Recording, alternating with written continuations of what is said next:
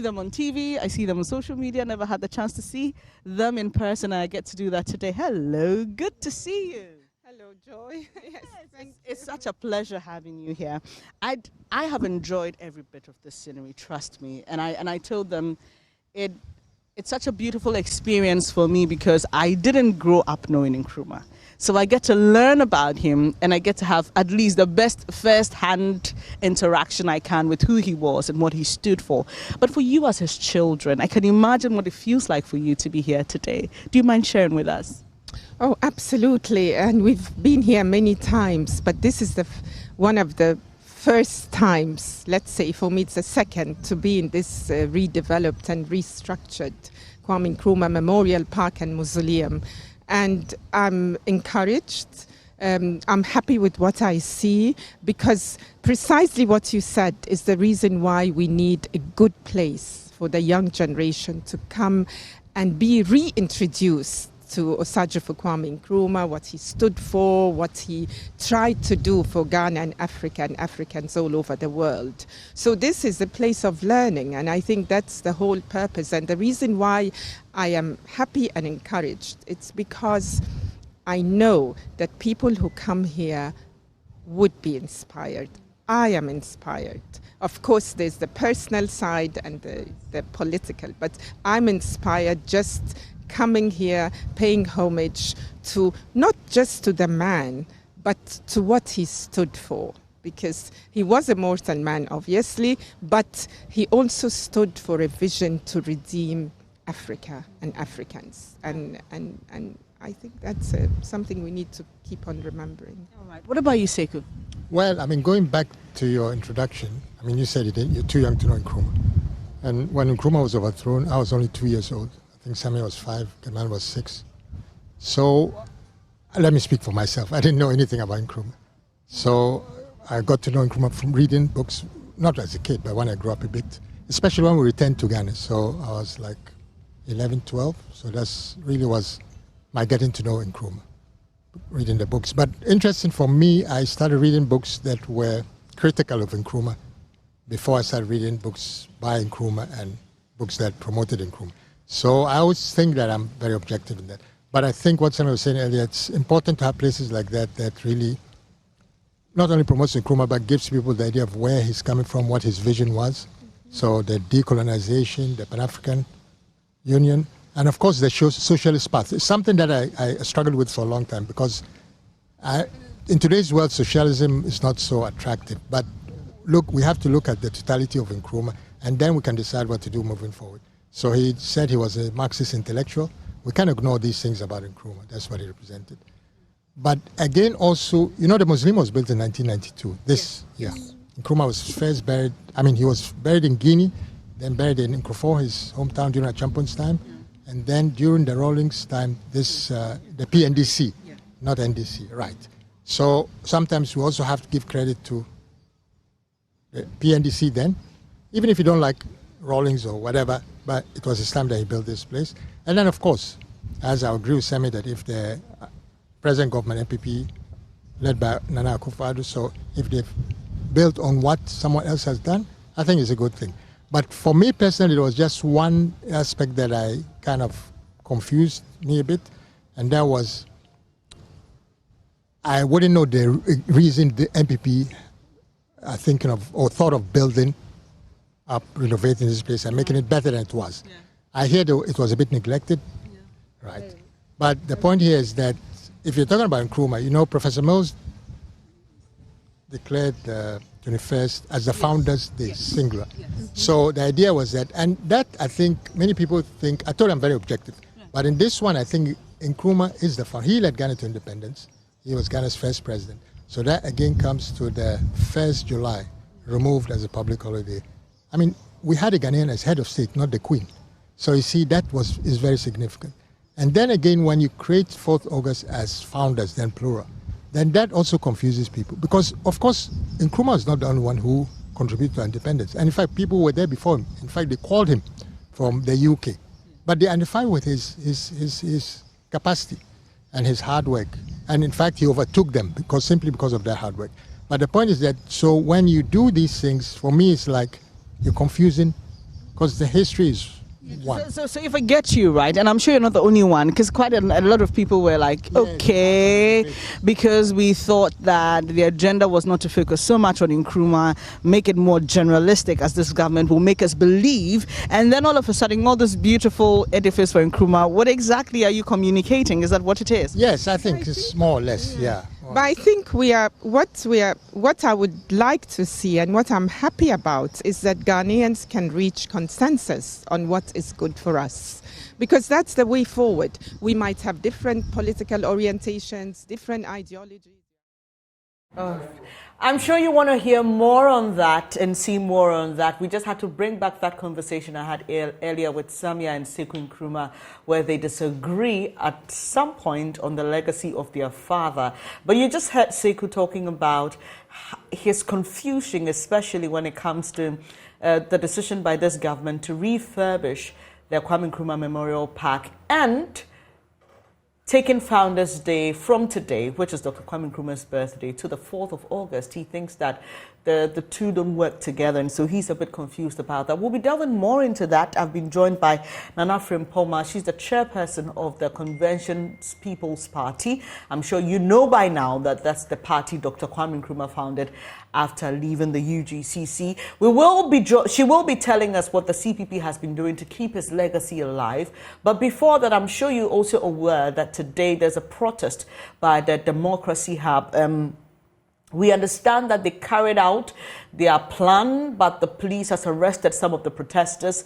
You may be aware also that the police released a statement asking members of the public not to join the protest because it will be an unlawful one. Let's head onto the phone lines now and speak to Dr. H.C. Kanku, who is there at that protest for us for some updates. Good morning to you. So are you able to confirm this arrest and tell us more about what you've been observing as the protesters massed up?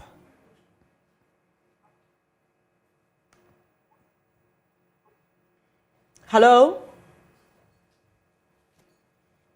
Hello? Do we have Doc on? Hello? Well, we seem to have a challenge with that line, but we will be showing you some videos shortly where the protesters indeed carried out their plan to mass up at the 37 military hospital area. Their plan was to protest for 3 days from today and to picket around the Flagstaff House, which is the seat of the presidency. And so we will be bringing you more on that. Do we have him on the line now, please?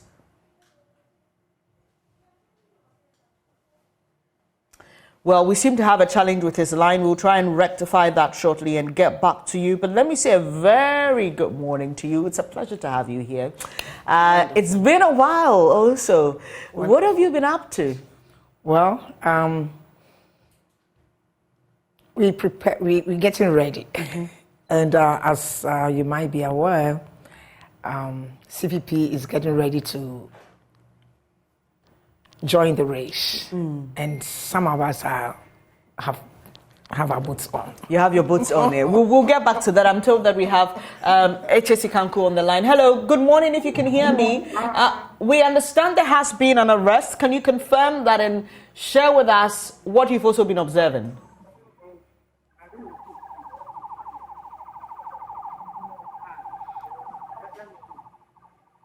Hello?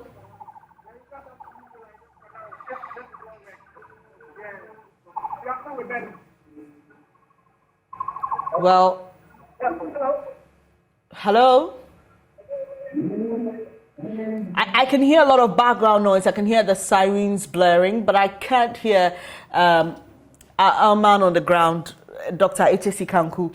So we'll try and see if we will be able to raise him to get us an update. But what you're seeing now is videos that we captured earlier of people who had masked up to participate in that demonstration. The ambulance service was there, and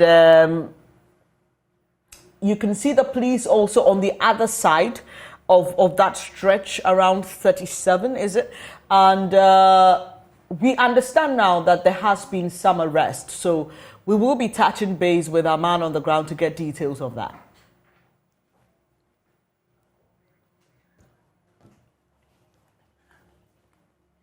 Well, we'll try one last time. If you can hear me, hello, good morning, Doc. Can you confirm these arrests and tell us what you've been observing?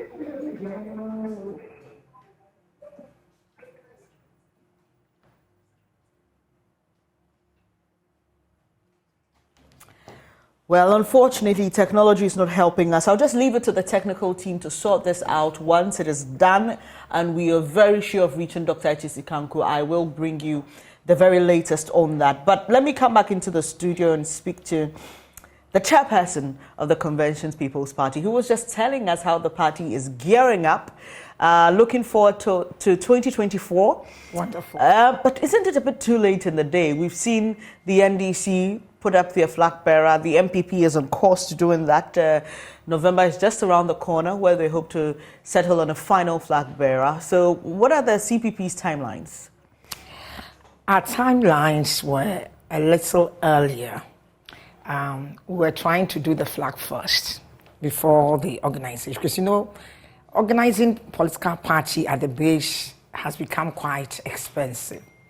However, we've also come to the conclusion that without really organizing the base, we'll just have the best policies, we'll have the people with the most patriotic hearts. However, we will not be able to get the Ghanaian will not benefit from what we are going to have today, the discussions that we'll be having today, the legacy that we are talking about. So in the process, what we have done is to ensure that no matter what happens, CPP gets its base ready. So we are now building the base. You see, one thing I want to remind people, pretty like you, is that sometime in 79, our flag bearer came in 4 months before the elections, and we won. It was not known, nothing, because we had the best structure on the ground. Does that structure still exist, though? That's exactly my point. So you're now building the. So you want to build the base first. You see, but the truth of the matter is that when you make it like an intellectual thing, it becomes so like building the base. But it is you and I. It's the youth. It is the people.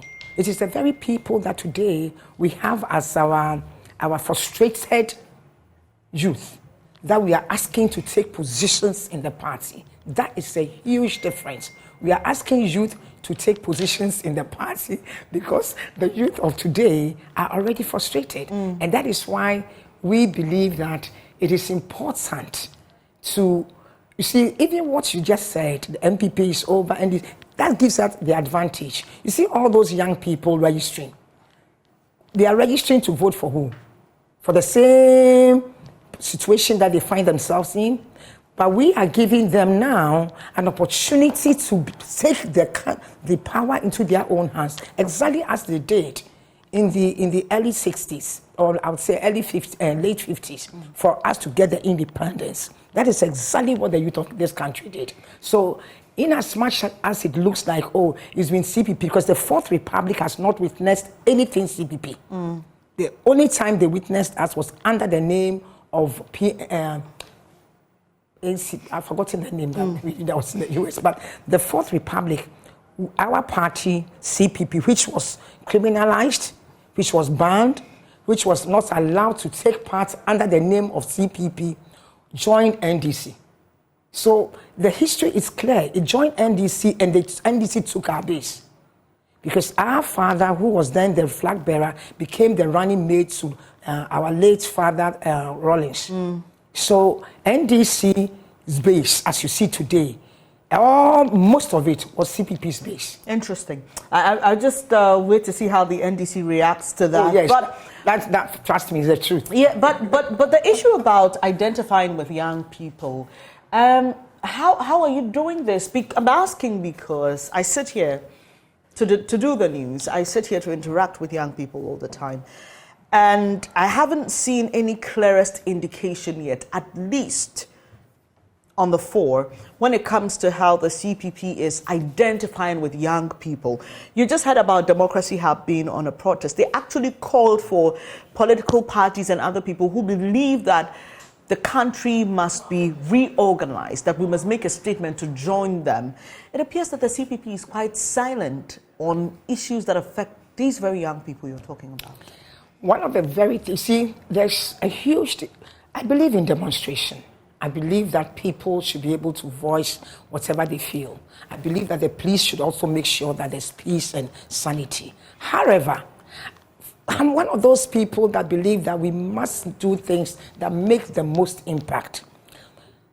As we talk today, when you want to join the military, the police, or any of the services, you still have to pay your 100 Ghana. I'm sorry. The youth who do not have the money still have to pay 100 Ghana.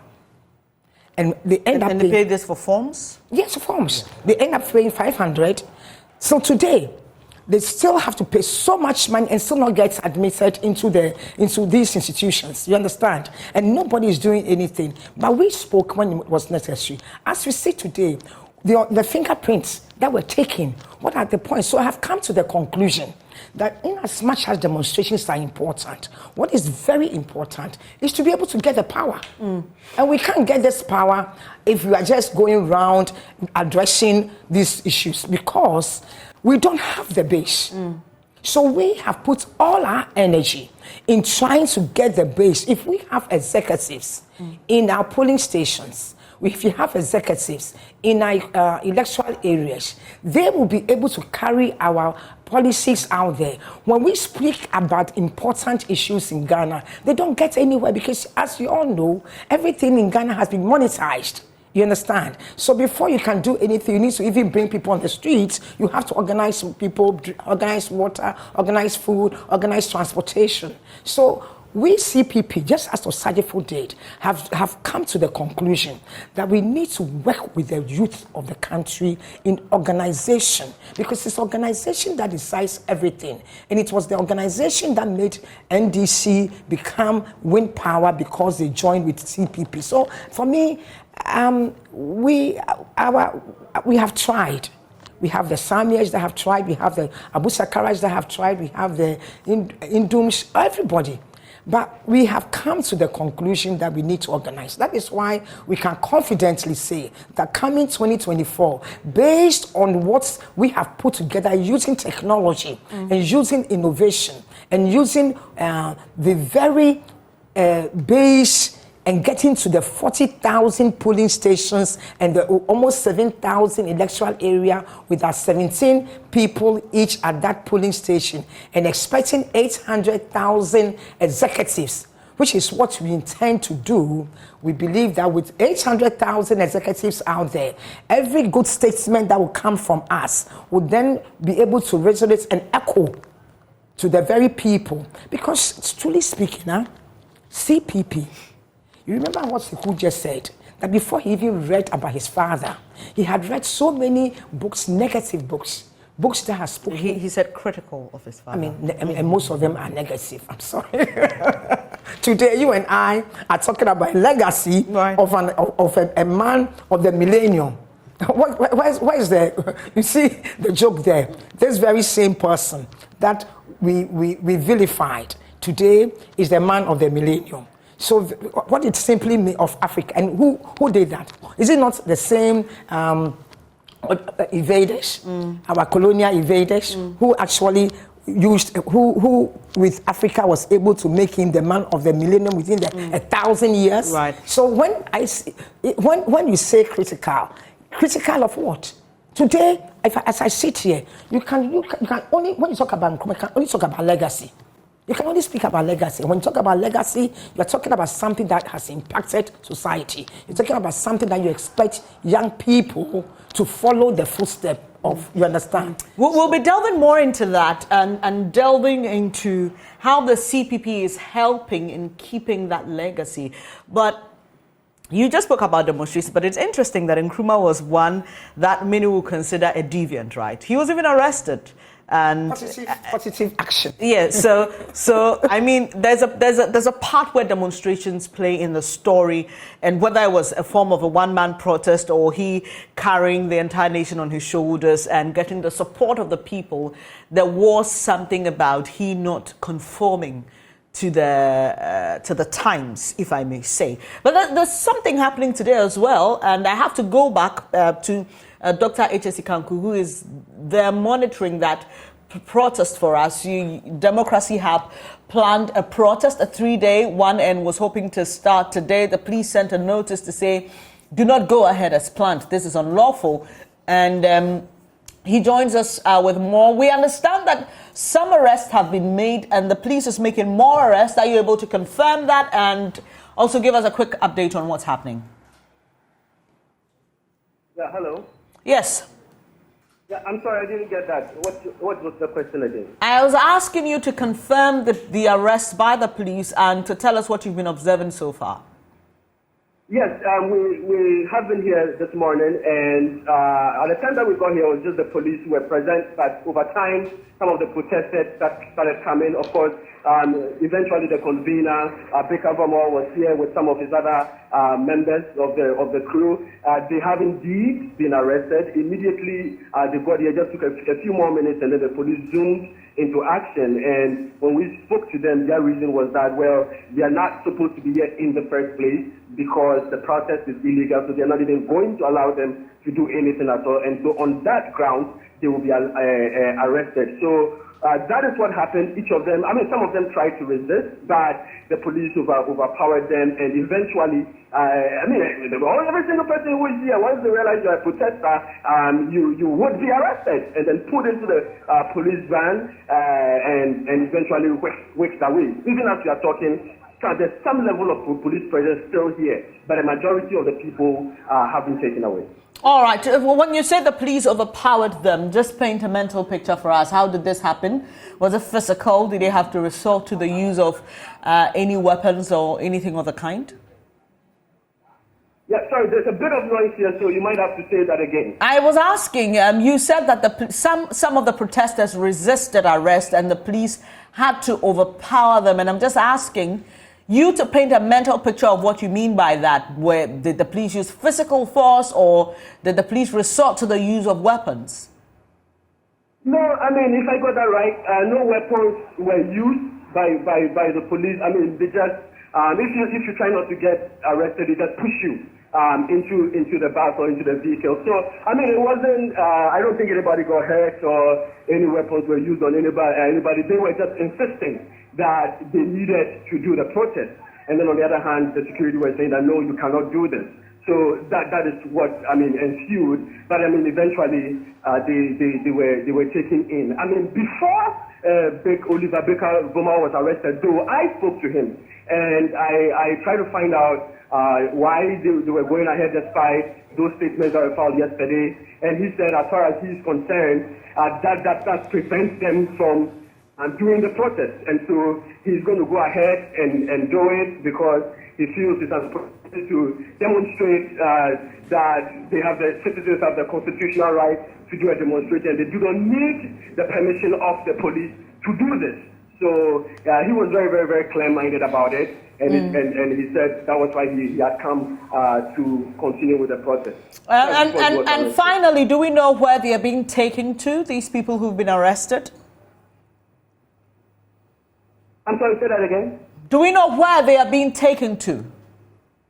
Oh, well, the police officer I spoke to said they were taking them to the headquarters. And right. We try to find out, is it the police headquarters or the Greater Accra Regional Police Headquarters? But he just said headquarters, and that from there, they would take it from there. He didn't want to say much, but he just said they're taking them to headquarters, and then they'll take it from there. All right, thank you. That's Dr. H.S. Kanku. He's our man on the ground, giving us the latest on the Occupy Julobi House demonstration. And if you just joined us, the update is that the convener, Oliver Baker Vomor, and some other protesters who massed up around the 37 station area have been arrested by the Ghana Police Service. According to the police service, this demonstration or the gathering was illegal in the first place because of an injunction application on it, and they had served the group through its lawyers, and so they were not expecting that they will mass up there. We'll follow up on this and update you as well. We'll continue our conversation on the legacy of Dr. Kwame Nkrumah, the man who is hailed globally. But as you may be aware, there are those who are also quite critical of some of his ideologies and, like they say, what he ended up becoming. And I'll say that because in my conversation with Sekou and Samia, who are children of Dr. Kwame Nkrumah, by the way, if you're not aware, Sekou believes that, yes, his father started off with something, but ended up, as he went along, for him, seeing what fit best at the time. And so the concerns about the one-party state, there are concerns about whether or not he was democratic or autocratic. There are concerns about whether he allowed other people to share their views. Samia thinks that, look, he wasn't autocratic because everything went through Parliament. But Sekou says, yeah, Parliament, that was majority of his party. It ends up being the same way, and he didn't allow others to participate. But for you, as the CPP, it's been a struggle for you since Kwame Nkrumah was overthrown. You just referenced how you had, at a point, had to join the National Democratic Congress, and you believe that that was where your woes started, losing the base and the support that you had. But there's also an interesting point about whether or not the CPP is truly independent. Do you still hold ties to the NDC? You mean as in policy or as in... As a party, do you still have ties with the NDC? As a party, we have ties with government. We have ties with NPP, NDC, and Ghanaian. I mean, that question is one of the very things that people use to ensure that members do not join the party. So that's why, honestly speaking, as a woman, and when you are a woman, there's something that you can connect with that the other people might not. And what do I mean? It is very easy to just live on our past glory and forget the fact that young people might not necessarily understand or even connect with us. And that is why we are just at the grassroots working to get our organizers at the base. And let me tell you, you see what Sekou was saying. If you listen to Sekou very well, then now I understand where he's coming from. Because he read the things that were critical of his father before he even actually read his father's own version. So for that reason, he might have grown up thinking that the things, one of the very things that people have said, that he was thinking of a one-party state. Today, what is wrong? Do you know that after Nkrumah, my father was part of a champion as well? Do you know after Nkrumah, we had what we called the same concept was proposed by Champion. Do you know that? Unigov. Unigov is a union government, a government where we all become one to fight one, have an agenda for the nation and be able to follow that agenda and make sure. It doesn't mean that you become a head of state for life. What it simply means is that because of where we are standing and the fact that the colonial invaders had a plan, we need to come together. And clearly, the world has shown that all other countries that actually follow that path, that we today, Singapore, man, everywhere that we think that they have done magic, even China, is because they've stayed there for that long. Because they had policies that they followed. It is not because we practice democracy that we don't understand. Osajifo, yes, everything that he believed in, people believed in it, and people were in parliament as a result of voting. They voted for him. So if you realize that most of his ideals at that time were being implemented, and you think it's because you on the opposition did not have any majority, and you have so much minority, and you are criticizing it on the negative side that the person had too much power.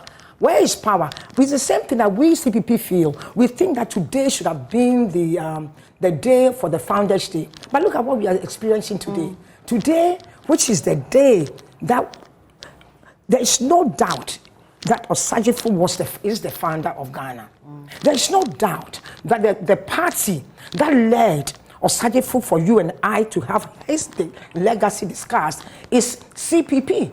I mean, these kind of jokes are the very reason why Ghana can't move forward and we have where we are. Because we have Hellenized Osajifo. All we are doing is talking about Osajifo, forgetting that Osajifo is as a result of a government.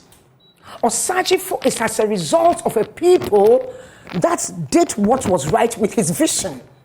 When our father, the current president, came in and put his presidency on the line and said that if he does not fight Galamsey, he would give up his presidency. Today, you and I know that Galamsey is even worse than he took it over. Simply, you know why? Because in as much as he had a vision, he didn't have the people in his government that would support him to do what was right. So Galamsey is worse. However, Osajifo had a vision, yet he had people like the Krobeduses, like the Botswolves, like the Bedemites, like all these people that were able to support him, like the Saponkumankumes that worked so hard as young people that believed in his vision and made Ghana work.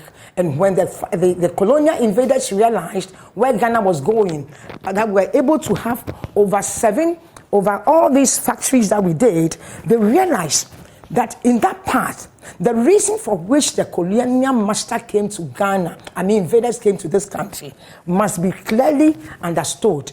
It is not that they were bringing money to make Ghana work. It is because Ghana had something that they needed. So when they came in here, after the coup, after the independence, Osajifo clearly knew that after political independence, the only thing that makes sense is economic independence. That was what was promised the youth of Ghana. Yeah. So for that reason, we accelerated the growth by focusing on the very things that would make it happen. That means the states must be rich, the states must have the resources. So most factories, we had Ghana, every factory that we had in this country was a state-owned industry to ensure that the Ghanaian had jobs, had accommodation, had everything that was necessary. But what happened? In the process, the Ghanaian ended up today with the Ghana we have today when the colonial invaders realized that if they did not send us out, if they did not vilify Osajifo at that time, put the fear in his followers and criminalize the party and ban the party and make sure that nobody mentioned the name CPP and let everybody go into hiding. If they didn't do that, the legacy would have continued and Ghana today would have been a different story. But because they did that, all the factories producing the food that you and I consume, the clothes, the TV, radio, everything, matches, toothpick, everything, even the jute. The thing that really gets to me today is that cocoa is still one of our main exports of this country. And however, even the jute bag that we put the cocoa in is still imported. Now, my pretty, the truth of the matter is that we can't talk about Osajifo's legacy and not talk about CPP. The moment you talk about Osajifo's legacy and leave CPP, we would continue to have this country, and what we would end up doing is having a father that we all love, and yet very soon, even his very name will be vilified. Even the textbooks are changing. Even the place that he's been laid, if there had been some few fight, was going to be changed. Even today, the only reason why that place has been renovated is because of tourism. So you agree with Sekou that the parties, the government is sending confused signals about who Nkrumah is when they take away Founders Day from his birthday or from him, but still want to honor him with the refurbishment of a memorial park? They don't have a choice. They didn't have a choice. I can tell you on authority that even when they wanted the plan they had for the memorial park changed because the World Bank insisted on what is happening. I can tell you because, and what Sekou is saying is so true. You know why? What day did they launch the park? Do you remember? It was sometime in July. 4th July. Do you know 4th July? 4th July is Americans' Independence Day. The day they became a sovereign state for that matter. We had our sovereign state, our Republic Day on the 1st of July, which was a weekend. And within that weekend, they could have done it that weekend. But they did it 3-4 days after 3 days after. Could it have been just mere coincidence? Because Oh, my we're dear. told that they were hard pressed for time to even meet the timeline, and the government had insisted that they try and meet the timeline. And you really believe coincidence in that matter? When a whole nation, when you are running a nation, you work with such coincidence. When your own republic, you are a sovereign state because somebody fought for you become a republic, a state that gave you that sovereignty. And on the day that you abolish there is no public holiday in Ghana anymore. 1st July has been abolished. It's now a commemorative day. We don't celebrate 1st July. You understand? And then on the 1st July, you leave 1st July. Now you come and honor a man who brought the 1st July that you are benefiting from, that you call yourself a president. And you tell me that it's because 2 days interval that you were pressed for time. You know something? Here is the truth. Osagyefo is an ideology. Osagyefo has become more than a human being that is dead. That is why we say that he never dies. And that is why there's a statement that he says even after his death, the torch that he has lit will never die.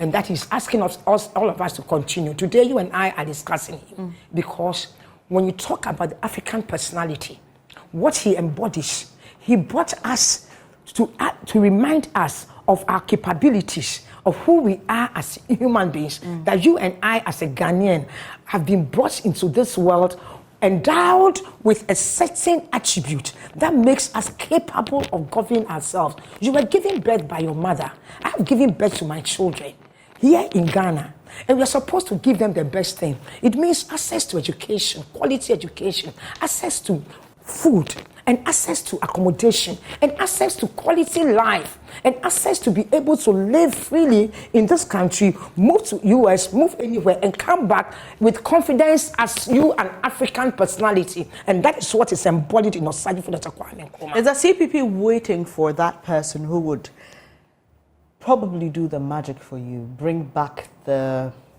I know you said you've been working at the grassroots level to try and mobilize the numbers, but we all admit that this man was a man of charisma. Look, you read his books, you read his speeches, and you know that this man had foresight. What we are going through today, he even spoke about. It was as if He's a prophet.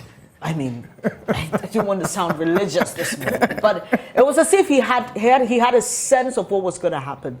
And to be honest, you don't get that in everybody. Is the CPP looking for that person? Are you on a search for someone with his charisma and ideals? This is what the CPP believes, and this is what I believe. That you, as you sit here, Right. you have what Osagyefo has. Every Ghanaian youth, especially the youth of this country, has what Osagyefo has. The difference, though, is that we need to ignite that in us and continue to live and do what must be done. Osagyefo today is being remembered. I'm sure there are several Osagyefos out there in this country. But the truth is that he got the opportunity because the youth of the country at that time joined force with him to make it happen. They joined force with him to fight him. They joined force with him to fight with him when he was at Bukom, when he was at the Offshore Fort. It was the Bukom boys. It was the market women. It was the young boys and girls who we call veranda boys who actually went and fought for him. And when they realized, the colonial invaders realized that there was so much power behind him, they left him. You today, if you have opportunity, I'm sure there's so many things you can do. Let me tell the youth of Ghana, no magic is going to happen until you create the magic. There is magic, but the magic must be created by we the people. So I'm asking every Ghanaian, as you're hearing my voice today, *920 *277#. Listen to me again. *920 *277#. Whatever you're doing, take time and take that number and dial it. That's all you need to do. You know why? Until you get up, until you write it, it will never be written. Until you get up, it's not going to be done. Osagyefo is in you. Osagyefo is in me. Let's have Osagyefo, by definition, means selfless dedication.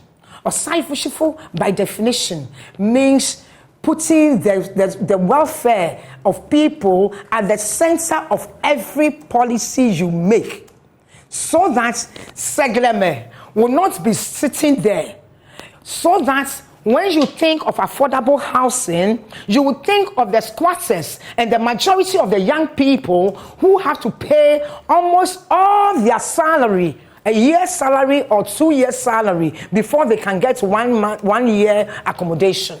That is what Osajifo is about. So there's not going to be any magic. If you, the youth of this country, do not get up and join the CPP with the spirit that is in you, the Osajifo spirit, and let's go get these people from that place. We can go and occupy that Jubilee House. You need to go and be in that Jubilee House to be able to make the difference, because you must use the resources of the people to affect the lives of the people. Right. So,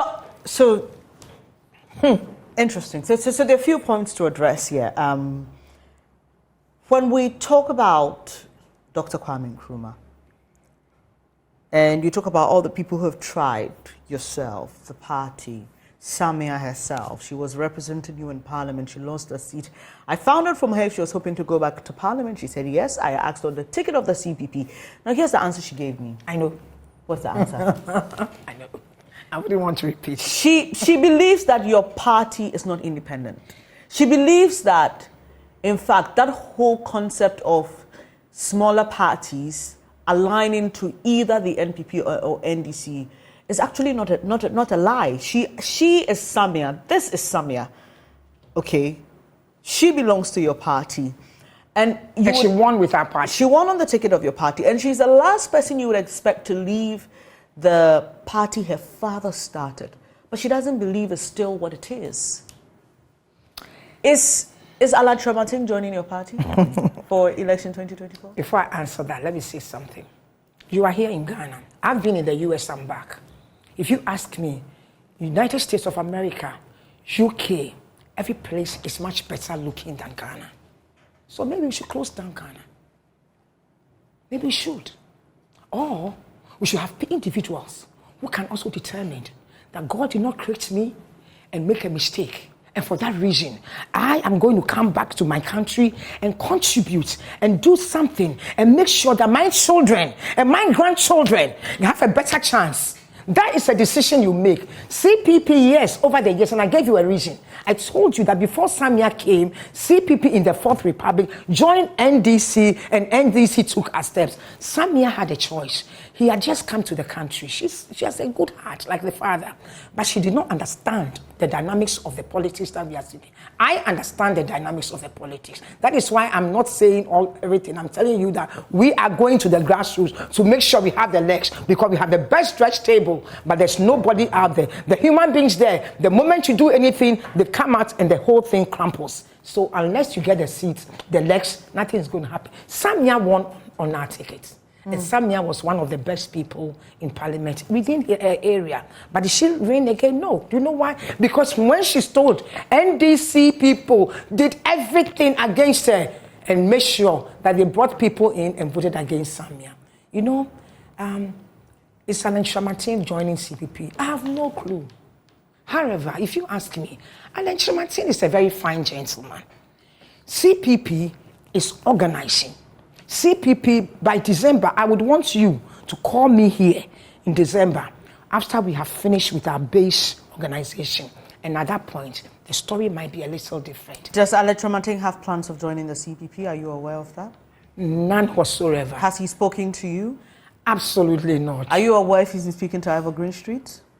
Ivor has told me not. So I have no clue where that information is coming. But here is the truth, though. Alan, as I keep telling you, is a fine gentleman. Does the CPP want to have Alan Trematin? Plus more. We want to have Alan Trematin. We want to have Ken Japan if he also feel like he's not being treated properly. We want to have anybody and all the other NDC, even and Dr. Dufo. We were expecting that he would come to us, because as long as CPP has the best policies for this country, there is no doubt about that. Next time, I would like to go through the policies with you. It is not by chance that we had over 400 factories within a very short time. It is not by chance that we had Akosombo and we also had the atomic energy because of vision. Atomic energy was going to be nuclear power, so that today the industrialization would have been able to establish. It is not by chance that we had the agricultural process where we just didn't focus on agriculture, but we also focused on the process of selling.